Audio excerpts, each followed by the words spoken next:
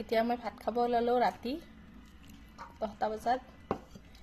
এয়া মায়ে ঘুগুনি বনাইছে গৰম গৰম এয়া এতিয়া খাম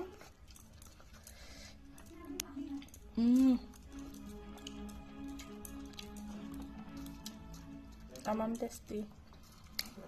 আৰু এয়া নিচলা মাছ ফ্ৰাই